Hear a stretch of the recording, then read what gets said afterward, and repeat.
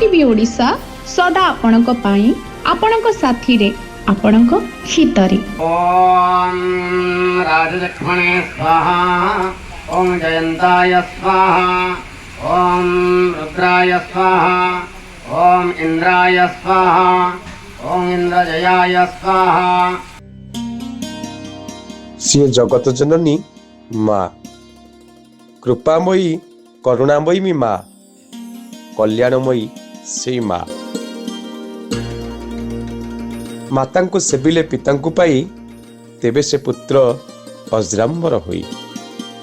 माँ रो बिना करुणारे, माँ रो बिना आशीर्वाद रे ए संसार केबे भी आगु को जाई पारे ना।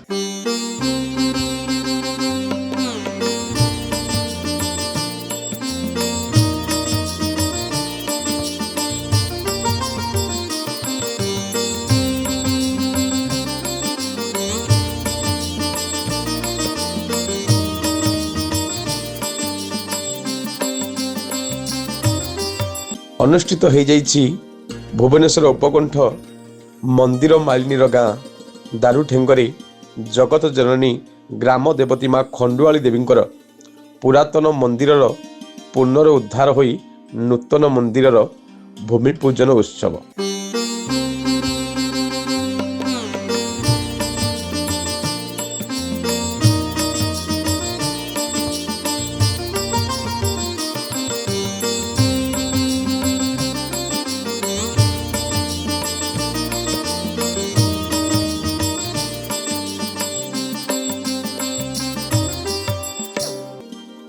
समस्त ग्रामवासी आनुकूल्य पंडित कवींद्र कुमार पंडा पौरोहित्य बेश उत्साह सहित यह भूमि पूजन उत्सव अनुष्ठित हो जाइछि। यही नूतन मंदिर पई समग्र ग्रामवासी मनरे बेश उत्साह अति आनंद देखा मिलता। जेपरिक ग्रामर दक्षिण रे अछंती इष्टदेव प्रभु देवादिदेव बाबा बालुंकेश्वर महादेव, माँ मंगला, पूर्व पटरे अछंती माँ शिखर चंडी और पश्चिम अछंती प्रभु श्री वीर बजरंगबाली हनुमंत महाराज। माँ नाकचंडी, माँ भगवती ग्रामर चतुर्दिगरे बेढ़ी रही बेले मंदिर मालिनी पवित्र गाँ ए दारुठेंग सदासर्वदा से देवता मानू नहीं उत्सव मुखर थाए। तेणु आज तथा उत्तर रे माँ भुआशुणी, माँ सारला, माँ जागुले, माँ विमला देवी थिबा बेले सेहीपरि पूर्व मुखरे माँ खंडुआली देवींकर यह नूतन वैभवपूर्ण मंदिर शोभा पाइब। माँ को ही शुभ वैभवपूर्ण मंदिर अति सुरुखुरु आनंद उल्लास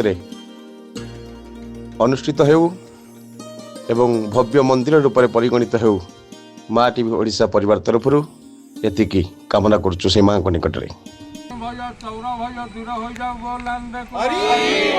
समस्त मन एकत्र रहू बोल आनंद कर्म सुरखुर रही जाऊ बोल आनंद जदि वीडियोटी भल लगी थाए तेबे लाइक कमेंट एवं शेयर करंतु। माँ टीवी ओडिशा को सब्सक्राइब करंतु। माँ टीवी सदा आपणक पाई आपणक साथी रे आपणक हितरे।